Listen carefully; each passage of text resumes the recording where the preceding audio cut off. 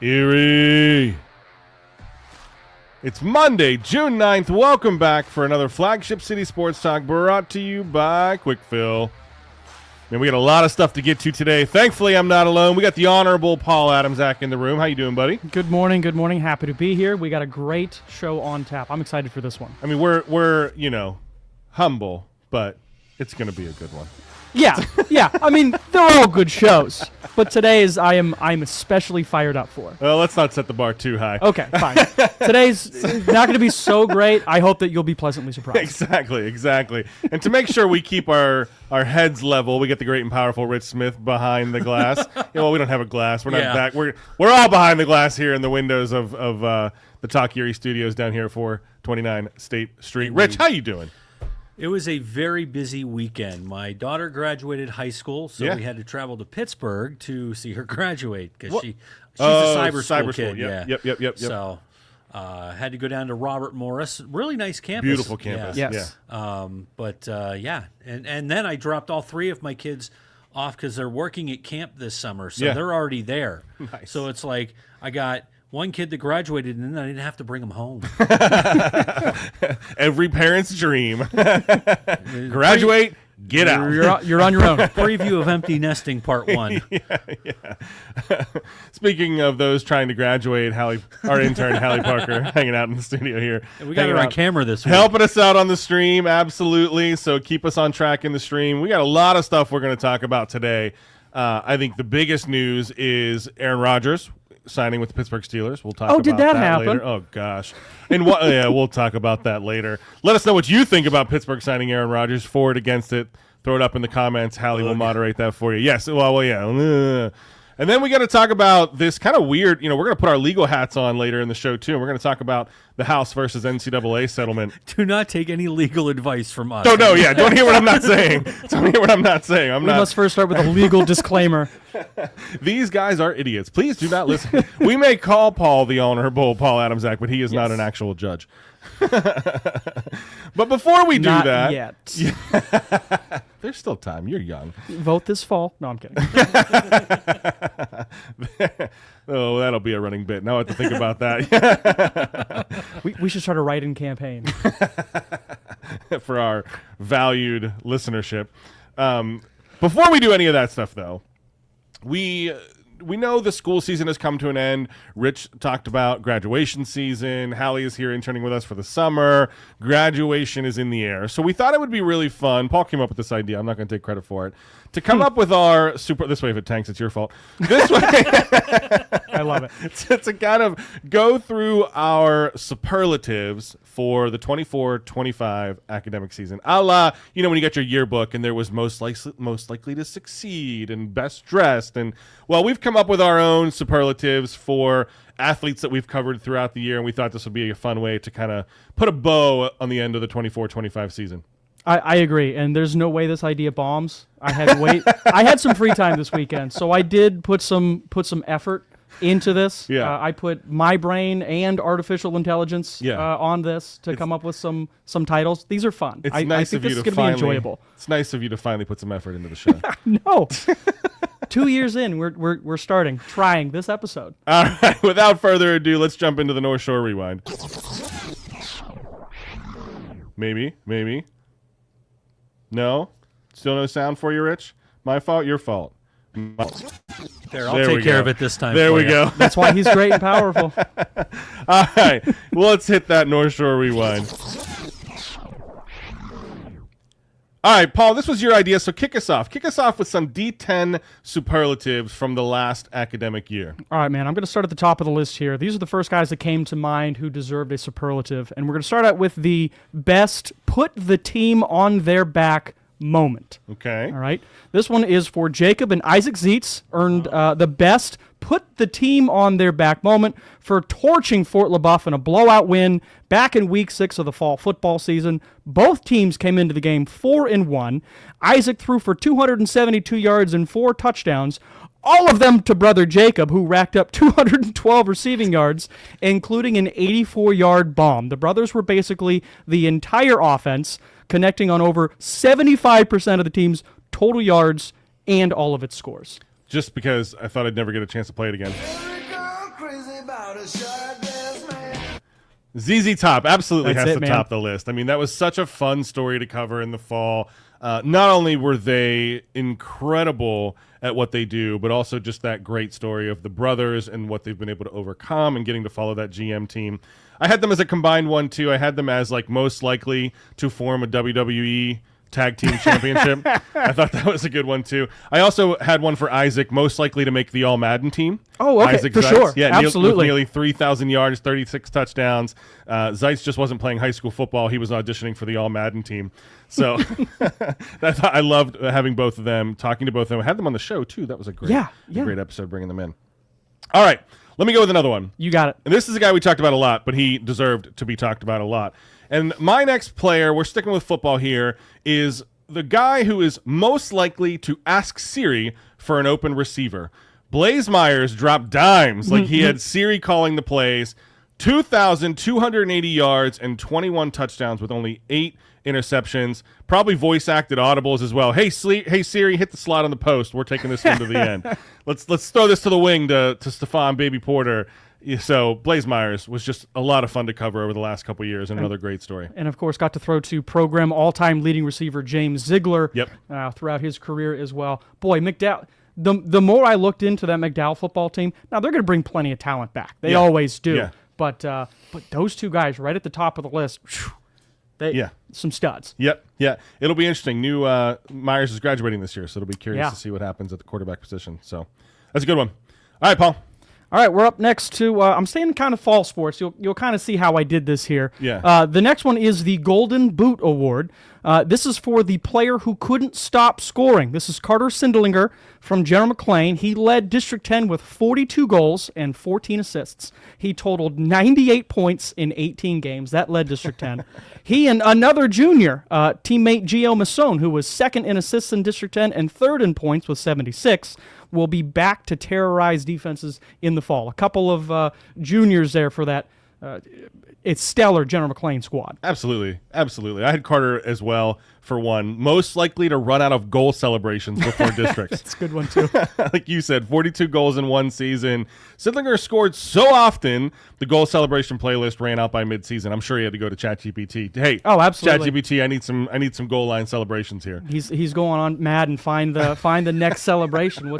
How many times can you hit the gritty? You know what I mean? My son is still desperately trying to figure that one out. It'll never be worse than Mike Gesicki. So just Google that one. However bad you are. All right, I had to come up with one for this guy. He's absolutely been my favorite player to cover in both football and in track here in the spring, and this shouldn't be a surprise. I'm going to make him an offer he can't refuse.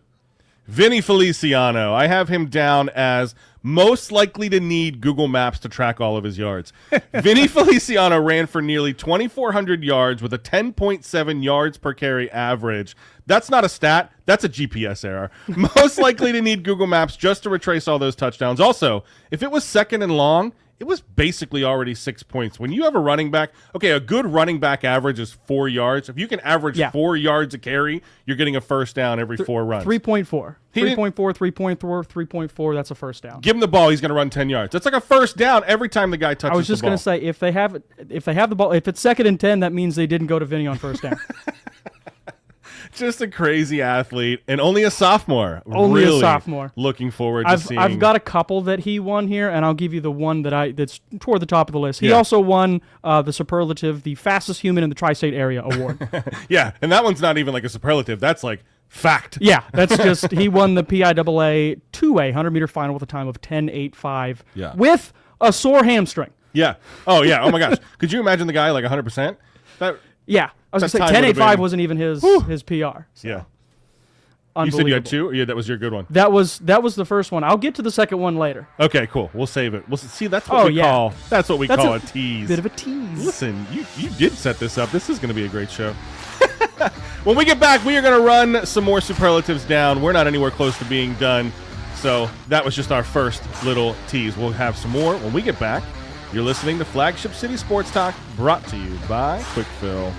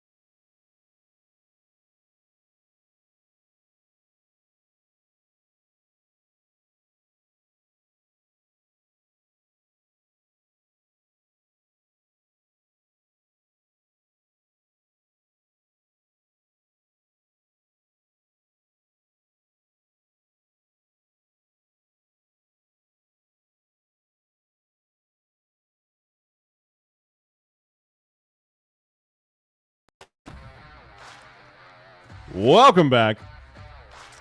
You're listening to Flagship City Sports Talk, brought to you by Quick Fill. Hallie asked us a great question at the break. What did we win any superlatives when we were in school? And the quick answer was no. No. Not at all. But the good news for us is we do have some more superlatives. We can hand them out, though. We do have some more superlatives to give out. Again, what we're doing, if you missed any part of the show so far, go back and check out the podcast. Follow us on socials. The Gem City Sports Network, Flagship City Sports Talk, is part of the Gem City Sports Network, so you can find all of our shows, all of our social content. Hallie is doing some killer work on our socials this summer, so make sure you go check that out, like that, share it, give us a follow. We would really appreciate it. That helps us out a ton. All right, let's keep rolling. I'm going to go ahead and throw out mine because Paul made me. Yeah. This was a fun one, and I don't know that there was a better – I think if we were going to pick a girls' athlete of the year, I don't think we would have had to think too far. No. I think it's easily going to be Michaela Presser-Palmer. Absolutely. 736 points, 274 field goals made with 62 three-pointers. This girl was not only a phenomenal athlete, she was an amazing team player, would put the team on her back. So with those 62 three-pointers, I dub Michaela Presser-Palmer most likely to treat the three-point line like a suggestion. With 736 points and that three-point shot looks like a laser, Michaela treated the arc like a mere suggestion. Defenders were optional at the scoreboard. Well, mandatory overtime.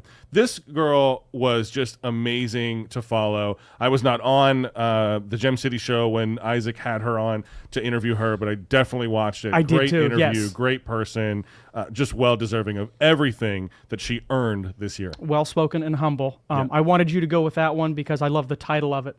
I struggled over the weekend to figure out what superlative fit her best. Yeah. So I liked the name of yours, but I just wanted to give mine. I gave her the Human Cheat Code Award. Oh, absolutely. You mentioned Yeah, the 700 Konami code. Yeah. You mentioned the 736 points she scored. That led District 10.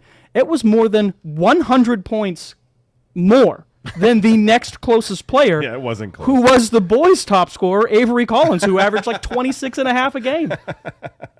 And by the way, we said it 1,000 times, but it bears mentioning. She's only a junior. Only a junior. She's going to be back next year and very likely break the D10 all-time scoring record. There really seemed like there was that theme, right? And I Yeah. think we talked about this early on in the fall, how there were a lot of graduating seniors in a lot of these sports, and the underclassmen, sophomores, and then even the juniors really stepped up. So this fall is going to be lights out. Yes. All right. You mentioned him, so I'm going to go ahead and I'm going to do a back-to-back. Is that all right? Absolutely. So you mentioned him, Avery Collins. I have one for him as well. Most likely to get double-teamed while sitting on the bench. This guy is so deadly that even when he sits the bench, they put two guys on him just to make sure that he's not going to score from the bench. With 635 points, 84 threes, Avery Collins didn't need space, just the ball. Most likely to get double-teamed while sitting on the bench, just warming up. He was a threat on the court. He was unstoppable. Saw him actually over the weekend. He was down at the Erie Seawolves game. They honored that team. Yep. I think I saw a video. I think Tom was three Reisenweber he threw out a pitch at the game or something like that. I think he did as well. Yeah, that was really cool. What a season for him. Yep. All right, who's your next one? All right, so the next one I have, it's more of a team superlative. I have it for the game of the year. Okay. So January 8th, 2025, at McDowell's Paul Gall Gymnasium, Prep and McDowell boys basketball battled to a 3-overtime thriller won by the Trojans, 82-76. Stephon Baby Porter led all scorers with 27 points. In that game, Prep had to hit back-to-back buzzer beaters to force the first and second overtimes before the McDowell Trojans ended up walking away in the third. I remember overtime. we were streaming an episode at that point. Yes. And I'm just refreshing X. Like, what is happening? Isaac's asking me questions. I'm like, dude, I have no idea what you're talking about right now. Like, I'm just watching this game, even on social media. I was on the edge of my seat. So that's a good one. Appreciate it. Who do you got next? I'm going to steal one of your guys. Okay. And that's Kenny Godoy. We'll stick with basketball here for Yes. a second. This is my last basketball one. Kenny Godoy. Most likely to drop 20-plus before halftime. Godoy didn't wait for crunch time with 520 points and 202 field goals. He was absolutely most likely to drop 20 before halftime. Bring your best, didn't matter. And he was kind of like the silent assassin. Like, Godoy was never the guy who was calling for the ball flashy, and he was a team player. He just showed up. He played basketball, and put up 736 points. That's good. Not quite 736. Oh, then I have my... That was, I'm that was looking at Spencer Michaela's. Palmer. Yeah. I'm sorry. 520. 520. Yeah, I was looking at the wrong row. I was going to say, he was close to Collins. He wasn't close to Michaela. I have Kenny won one on my list as well. He run most ridiculous stat line when he exploded for 40 points to lead Girard to an 84-60 win over Erie First Christian and the district leading scorer Avery Collins back on January 3rd. Yeah, just an incredible... Now, is Godoy a junior? Am I remembering that correctly? That's what I thought. You see what I'm saying? It's going to be fun. And he cut his hair, so he's kind of like, psycho mode. You know what I mean? He's just coming back locked and loaded. I can't but is that wait. like Samson? Whenever you cut your hair, you lose your power? I hope not. I mean, I don't have hair, so I don't have no idea what that's I was like. gonna say, you're barking up the wrong tree here. Look at this studio. You'll know what we're talking about. I've got a fun one. Go ahead. Can we do this one? Yep, absolutely. This is. I don't think I shared this story on air, so this is. I had to make it a superlative. This one is called Best Athletic Performance in a Sport They've Never Tried. Okay, so as if being the district's leading rusher with 2,399 rushing yards and a state gold medalist sprinter wasn't enough, in a dual meet out at Girard, Vinny decided to use his fourth event to try the high jump, as the event only had 2 competitors and the top 3 finishers earned points. So both teams' coaches are going, hey, just do the high jump. As long as you clear the bar, we get points, right? Well, not only did Vinny decide to try something he'd never practiced, he won the event. He jumped the district height on his first attempt, and by the end of the day, he jumped an inch shy of the state qualifying standard. In a sport he'd never practiced, never tried, he was an inch shy of the state qualifying standard. The state qualifying standard is 6'2". Or I'm sorry, 6'3". He jumped 6'2". He cleared a whole tall human being. Oh my gosh! I mean, just an incredible athlete. Yeah. Like, just give him. Let's take him to the bowling alley, and I bet he's going to put up 250. Like, I mean, just a natural. I mean, he works for everything that he does, from what I understand. He's an incredible athlete, but that's amazing. Yeah, it was neat because like there's nobody down at the high jump pit. Everybody's kind of going around the meet, and then like you kind of hear what's going on, and then kind of like by the end of it, all the track events are over, the field events are over, and everybody's just congregating around the high jump pit. Yeah. Just how high can he go? And all the coaches are like, everybody's saying the same thing. He's never done this before. Has he ever? It was wild. All right, let me throw out another one. I'm going to jump to the diamond. Matty Vogan, who I have not been shy about talking about this year.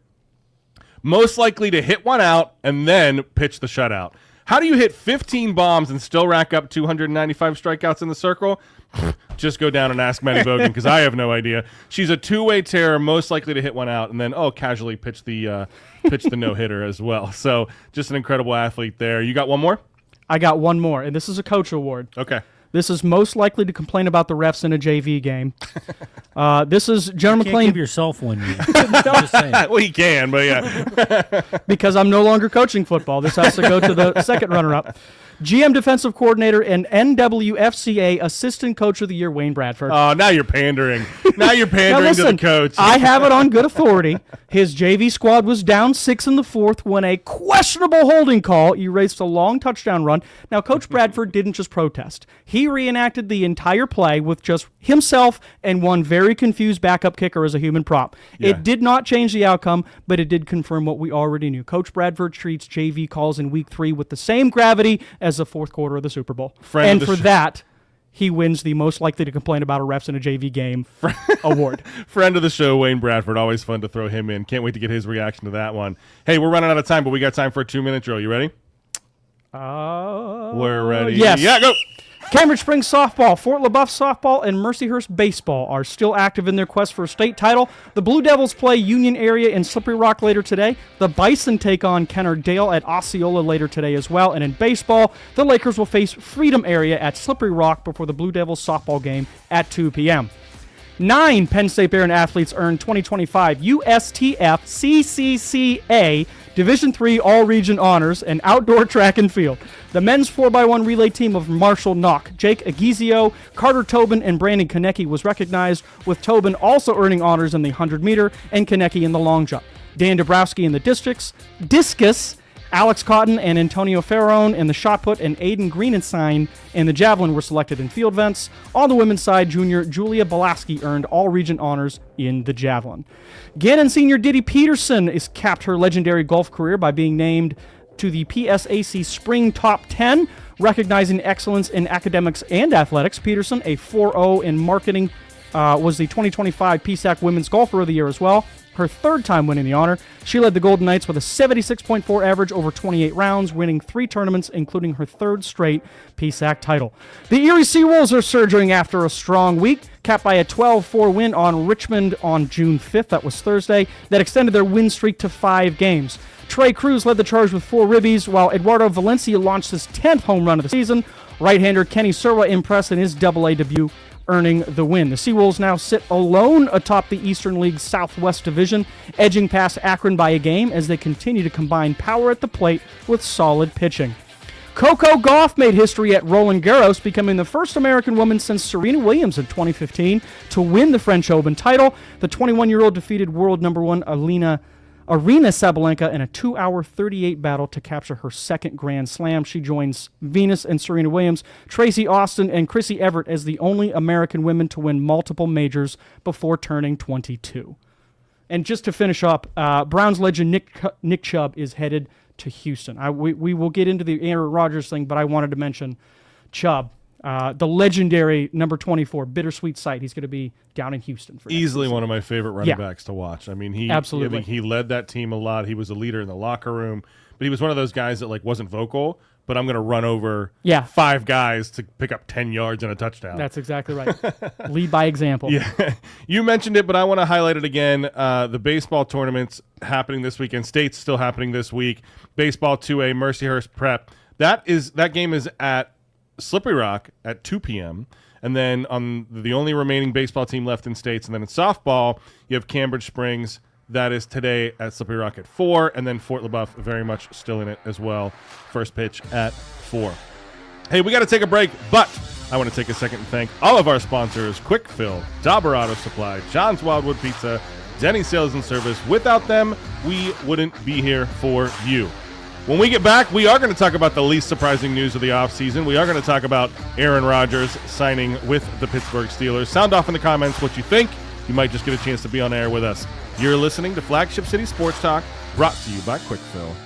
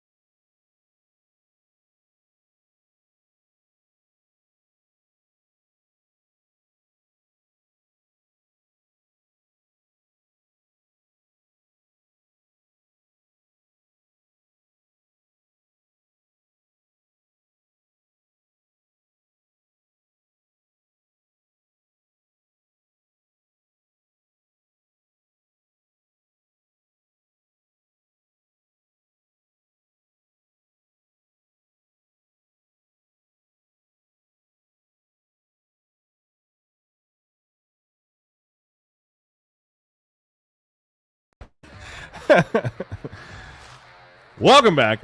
You're listening to Flagship City Sports Talk, brought to you by Quick Fill. Just reliving some Seinfeld episodes during the break. Love it. Way to keep us fresh, keep us happy in the mornings, because, some news out there is just not great. Is that how you're going to segue into this? Absolutely, absolutely. Like I said before the break, in the least surprising news of the week, the Steelers do finally sign Aaron Rodgers, or at least make it public that they sign Aaron Rodgers. Or at least Aaron Rodgers made it public. That's true. So with this news, we're going to get into the Rust Belt Rundown.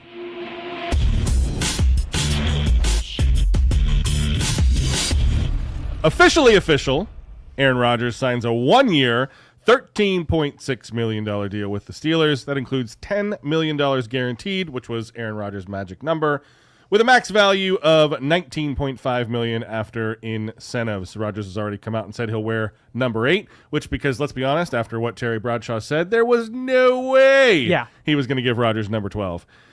So, Rodgers will address the media tomorrow after the first day of mandatory minicamp. He does sign before mandatory minicamp. He will be there this week. It is official. It is happening. It doesn't matter what we want.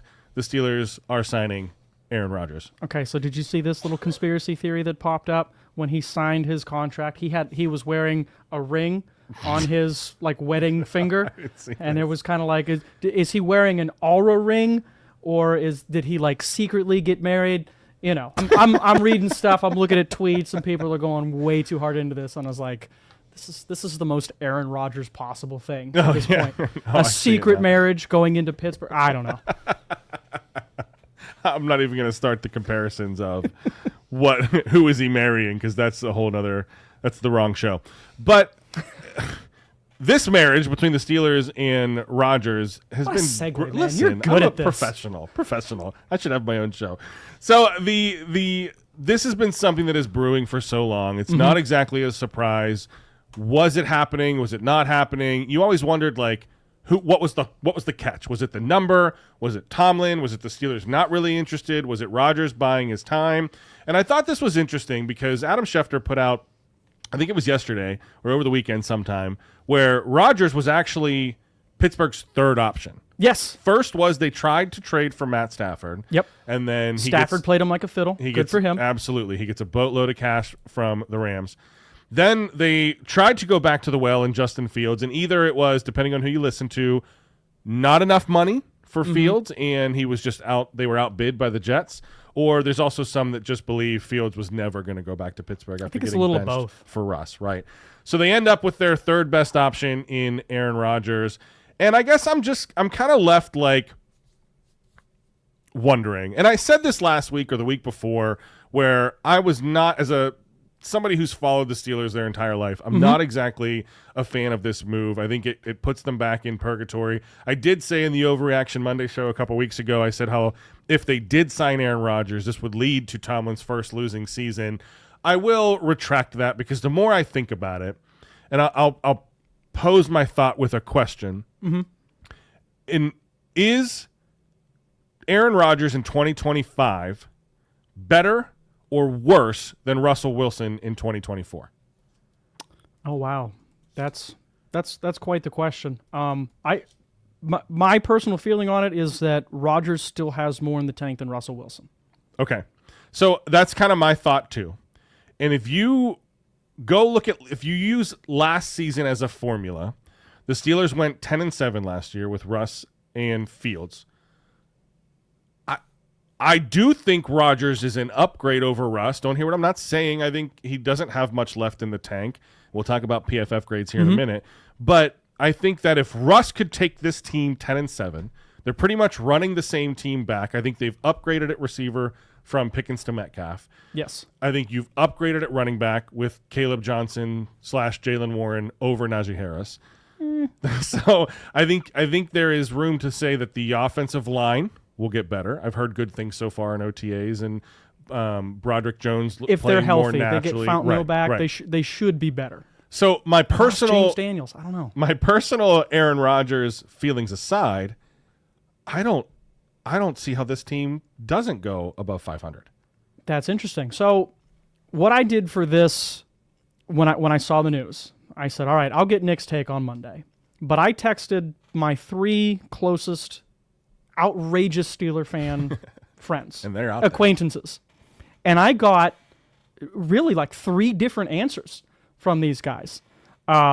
The first one said exactly what you said. He said it was their 3rd best option. Matthew Stafford, Justin Fields, no go. My feeling is they will probably make it back to the playoffs, one and done. The Ravens and Bengals are much better. Yeah, I would agree All right. with that. So that's rational take.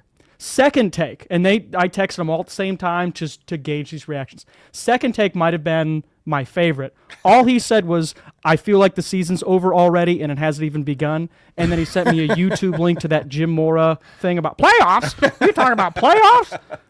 That was hilarious. Here's the line of the day, though. So this, and I'll tell you, this was my brother who texted me this one. Okay. Insane Steelers fan. But he's on it here. Could be good, could be terrible. I choose to be optimistic. Got to do something with Burrow and Lamar in the division. Fair. Yeah, I agree. 13 mil is not a bad price. Also fair. Yep. Coming off an Achilles last year at his age, people shouldn't have expected an Adrian Peterson-like recovery. Yeah. Also fair. Here's the line. If the arm is still there, it is. And the brain is still there, maybe even a bigger brain because of all the hallucinogens, he could still be a serviceable and good quarterback. Worst case scenario is we suck and he sets up well for a draft class that is stacked with QB talent.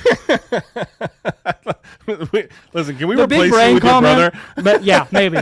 That's what I texted him back. And I was like, that is the line of the day. I am stealing that quote and using it on Monday. So let's look at Rodgers over the years. I mean, he's entering year 21. He has 62,000, almost 63,000 career passing yards and 503 touchdowns. The guy has won 4 NFL MVPs. And 2 of them were back to back. Yes. 1920, 2021, something like that. It wasn't that 2021. long ago. 2021. Well, it was 2021. Then he goes to the Jets, and New York is psyched to have wow. Aaron Rodgers. And then in the first game, I think it was the first snap, 4. he blows his Achilles. It was a 4 fourth snap. play. Yeah. Blows his Achilles. And then out for the year, fights back last year. And there are people that will say, go back and look at the last several games of last year. I'm one of those great. people. Yeah. And I'm not a tape guy. I don't pretend to know that I could sit there and scout players. Statistically, some people say yes. I mean, statistically, it was great. Some people say you go back and watch those games, it didn't look great, but he made it happen. And that's kind of been Rodgers over the years. He just makes stuff happen. But if you look at the PFF grades, and I know how much you love PFF grades. Last year in New York, he was looking at PFF grades, he was the 18th best quarterback in the NFL last year. And I just think that that's the realistic experience. That's how Pittsburgh needs to realistically look at this Aaron Rodgers thing. Because I think there are, if you look at Steelers Twitter, there are people all over the map on this. Yeah. There are people that are, Super Bowl, we got NFL MVP, Aaron Rodgers, we're going to the Super Bowl. Yeah. And then you have people that are like, okay, this is, we're still, and this is maybe where I'm at, I think.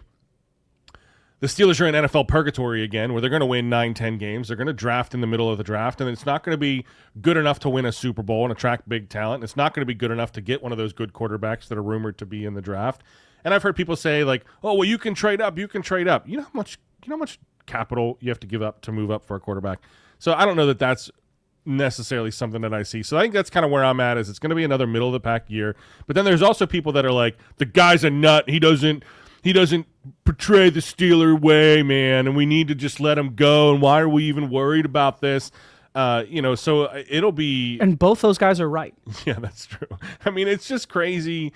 It's exciting, and it's going to be a story to watch. Like, he's 41 years old. Most quarterbacks don't make it to their 40-year-old season.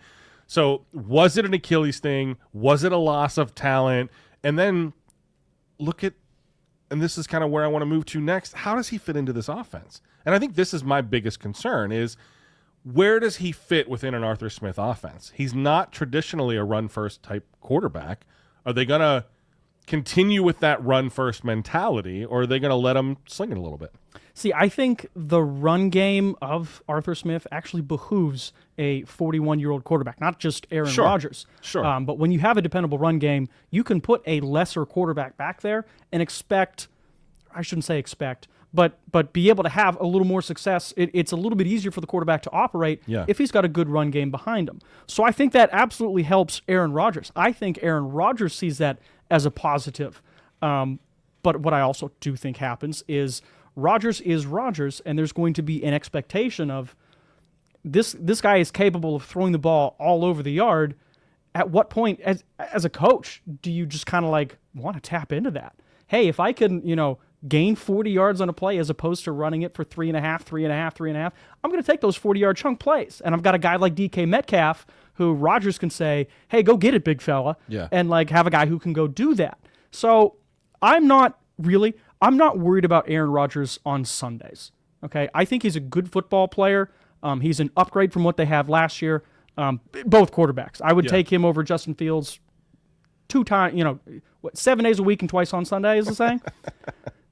The part that concerns me about Aaron Rodgers in Pittsburgh is the Monday to Saturday. Like, what kind of person are you getting? What are you doing to your locker room with a guy like that there? Is Pittsburgh's locker room strong enough? Is Mike Tomlin, does he have the mental fortitude to lock down this guy for 18 weeks, and maybe another week or two beyond that, should they make the playoffs? I think there's a lot of pluses in Pittsburgh that Aaron Rodgers can realistically look at Pittsburgh as a better destination is than the New York Jets ever were. No, I think that's a fair assessment too. I mean, not only the team build, but the culture, I think it's a good fit. And I think Tomlin will put up with the antics, and it'll be curious to see. You got a guy who's used to playing in cold weather. That shouldn't be an issue. You got a stellar defense. You got a good run game. I mean, just put notches on the wall, man. These are all good things, all positives for a quarterback. In your mind, does this shake up the AFC North standings? Where do you see Pittsburgh in the AFC North? Did this move the needle for you at all? Absolute best case scenario, they're the second best team in the division. But I still think the Bengals have the better offense. Yeah. The Steelers have a great defense and a questionable offense. The Bengals have a great offense and a very questionable defense. The Ravens are number 1, and I'm sorry, just because of the quarterback unknown right now, I think the Browns are in the cellar. I don't so think the Steelers are other than that. If you would have asked me today, June 9th, I'd put the Steelers as the third best team in the division. But should Aaron Rodgers come in and be even 3/4 of Aaron Rodgers from 2021, I think that could propel them to the second best team in the division. I don't know if that even leads to a playoff spot, to be honest with you. I think tough. 9-8 is that ceiling. I think it's going to be interesting. Yeah, I agree, and I think that's my biggest concern for the Steelers is that, like, if that's your ceiling. Can I ask you this? Yeah. This is sort of a different trajectory. As a Steelers fan, how do you feel about Aaron Rodgers being the guy to be the mentor, the tutor of a guy like Will Howard? Do you see a future for Will Howard at all, or is if Rodgers tanks and the Steelers are terrible, Howard was just kind of a throwaway pick anyway, we're going to go get another quarterback? I think the ceiling for Howard is Mason Rudolph, ironically. I don't see him as a plug-and-play starter, and the hype was starting to boil up there for for Will Howard in terms of, like, yes, I think that was just because there was nothing else to look forward to. Steelers fans needed something going on too. But to answer your question, no, I don't think so, because Rodgers has never been that mentor type of veteran, right? I mean, he got it honest from Favre. Favre didn't really have any interest in wanting to raise up Aaron Rodgers. Rodgers had no intention of wanting to raise up Jordan Love. Even when he got to New York, he wasn't there to, like, raise up the rookies like a Garrett Wilson. He was just kind of all about him and wanted to kind of continue doing what he wanted to do. So I don't see him as that type of mentor. No, to answer your question. We're going to talk about this plenty. Summer long. Probably next week after we look at mandatory minicamp. And I'll be curious to see what he says in his opening press conference. Hey, when we get back, we are not done. We're going to talk about this big House versus NCAA settlement. You're listening to Flagship City Sports Talk, brought to you by Quickfill.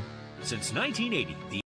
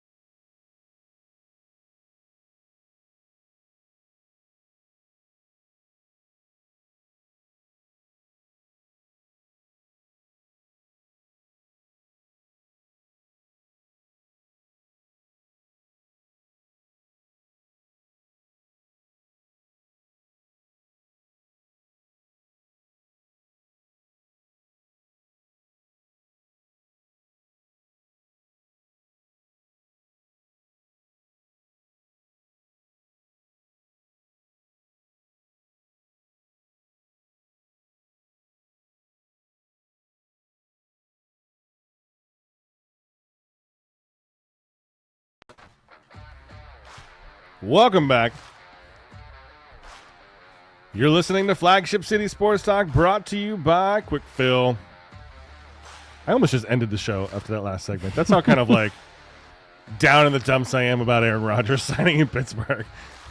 Take it away! We don't have a choice. But I was going to say, you're not excited? no! Well, as a Steelers fan, no. As a sports talk radio host, absolutely. I know, I would have slept a lot easier knowing I had Aaron Rodgers on my roster as opposed to Rudolph and Will Howard and I guess my expectations Skylar were already Thompson. low, so yeah. Oh, anyway, I don't know. We'll see what happens there. But I do wanted to. This is such a unique story that happened over the weekend as well, and one that I'm not going to pretend to know all the details of, and I'm not going to pretend that I'm giving legal advice here like we were talking about earlier as well. But I think it is such a unique story that has so many layers that we can peel away and look at this. And we typically go with college before we get into the pros, but we're going a little bit out of order here today. But let's get into the campus corner here.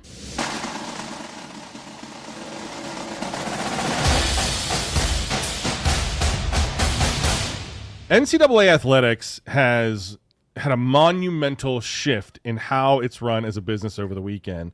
In the House versus NCAA settlement, for the first time in NCAA history, college athletes are about to get direct paychecks from their schools. No more amateurism, and this is thanks to a landmark legal settlement that is really going to reshape the future of college sports. And this is kind of a collaboration, a merger of several different cases that have gone on over the years. So we're going to try and unpack this the best we can. Again, sound us in the comments if we're misinterpreting something or just wrong. But this is how I understand it. A federal judge approved a $2.8 billion settlement in the House versus NCAA case. This wraps up those 3 antitrust lawsuits that challenged the NCAA's old amateurism model, which was we don't pay student athletes. They can't be rewarded for being an athlete outside of scholarships. Athletes who competed from 2016 to now are also going to be eligible for back pay from that $2.8 billion settlement fund over the next 10 years. So this is what changes starting July 1st. Schools can begin paying athletes directly from their athletic department budgets. And I guess I should let me back up a second. This is really only looking at D1, like Power 5 conferences, Yes. Big 10, SEC, things like that. The annual pay cap, and this part I like because at first when I read this and I'm thinking schools are just allowed to pay directly, well, there goes parity in the NCAA. Alabama, these big SEC schools and Big 10 schools are going to pay everybody. I do like this part of it, that there is an annual pay cap, salary cap, Yep. per school that starts at $20.5 million and could rise above $30 million by 2034. And this is in addition to existing scholarships and NIL deals, name, image, Correct. and likeness. So this isn't the cap. This is what the university can spend, but then there are, you still have the fund accounts and the boosters that are still going to pay NIL deals. No, you were right. Right. NIL deals as well. So I guess let's start here. Do you think that this is the beginning of the end of amateurism in college sports, as the case kind of alludes to, or is it just a long overdue reality check for college athletics? I'm going to go with the latter. I think it was long overdue. I think the beginning of the end was the NIL, when they just the complete Wild West. You can pay them whatever for whatever, just kind of make it up. Yep. What I do like about this, something you didn't mention, so there's a salary cap in essence. Yeah. But it also this ruling establishes roster limits. Yes. Okay. So you can have like 125 kids on your roster of the football team right now. After this ruling, that's going to be maxed out at 105. So Right. take all those Division I football schools with 125. You're going to squash that. 20 players per school that are now going to be into the ethos. Where are they going? Division II, Division III? Are we going to see any around here? Of course, so those non-scholarship currently on the roster players today, or yesterday, whenever it came down, are going to be grandfathered in. So this year will probably be 125. Next year Okay. it might be 118. And it's just going to go down as those players graduate. So they're going to be able to pay everybody on the team, which I like. Yeah, it's I going to do be in addition to the scholarships. So school's paid for, books paid for, room and board paid for. Now you got a little bit of spending money, okay, with the salary cap I wonder here. if those go away. Sorry, keep going. I don't want to derail you. Oh, but no. I'm really curious about, like, do those scholarships and stuff go away? But go ahead, keep going. I don't know. They've got so much dang money. Like, I'm actually. So I'm just going to go on my soapbox here. Go for it. I'm glad Wait, that the students. just now you're getting on it? Yeah, well, you were talking before, so I'm going to step back up now. I'm glad that the student athletes are getting something for their time, because that is so often the case. College sports are ridiculous. They take a lot of time. So the ones who compete at the highest level in these college sports, most of them really don't have time for an outside job. And while your school is paid for, the books are paid for, you've got you've got a roof over your head, you've got food at the cafeteria. Oftentimes there's just an element to college that's missed out if you don't have a little bit of spending money. And I'm a guy who had a little bit of spending money when I worked at the college radio station. That was my, that was it. Yeah. But it gave me something that I could, have fun on a Friday, Saturday outside of, my scholarship for that, Sure. right? Oh, yeah. So I like that. I'm glad this is coming down from the courts, so there is actually a system in place, and I have it in here. This also created the College Sports Commission, led by MLB exec Brian Seeley for enforcement. Yep. So we have somebody coming in who understands salary cap, how it's divvied up, all the, we'll say, the loopholes and how that money gets dispensed. So there's somebody running this thing that, Alabama and Ohio State aren't just going to go off on these. Well, you didn't say we couldn't do this. Yeah. So there's going to be some management right from the get-go, which Yep. is what I like. Some structure. Well, which is what NIL failed at, because NIL Exactly. was just, money was just being thrown everywhere. Right. I prefer the days of just cash in a McDonald's back. It was actually better than we're going to give you. You're speaking to my Italian heart there, buddy. We're going to give you $3 million to promote this cologne or something like that. You know what I mean? You ask if the scholarships are going away. I think it's going to be another bargaining chip in the end. Well, I think that's where universities can make some of that money back, is what I'm saying. Like, okay, we're going to pay you X number of dollars, but we're going to charge you tuition, and that's going to essentially make the university money up that they're not losing, but losing. See, I think I'm going from the other side. Yeah. It's a student saying, well, so and so over here is going to offer me this, and I got to pay for school out of the money that they're giving me. But these ones are giving me a full ride, and that's where I'm going to end up. And this isn't every student cashing in either, right? Most of the money is expected to go. I've seen numbers like 75% of that $20.5 million pie is going to football, because that's where, let's be honest, most of the money is being made in college athletics. 15% is going to men's basketball, again, same reason. 5% going to women's basketball, and then 5% for for everything else. So it's not like this is, every student athlete is going to be a millionaire. There is going to be, that's a lot of athletes to have to pay at that level. Athletic departments are going to have hard choices to make, right? How do you keep that pie sliced up so that everybody's happy, from football all the way down to gymnastics, whatever it might be. Which is interesting. I don't know if you've seen the trend that universities are now hiring GMs. Like Alabama got a GM 2 years ago. Well, Andrew Luck was signed to Stanford to essentially be the same thing. Exactly. Yeah. So now they're having to deal with these. Oh, is that the music already? We gotta go, man. Okay, we'll talk about it more, but we will. It's gonna be something I'm gonna keep my eye on. I mean, in the end, I think, is this the end of parity? Big budget schools like Alabama and Ohio State are going to be easily able to afford this, but some of these other schools, I think it's going to take some sure. time. I'm glad the students are getting money. Yeah. I'm glad that we have some structure in place to make it Yep. as parity as possible, we'll see. parity as possible. We'll see if we can get a piece of that pie, too. Hey, guys, that's it. We're done. This is a great show. This was a fun show. Paul called it at the top. But that's it. We're done. Have fun.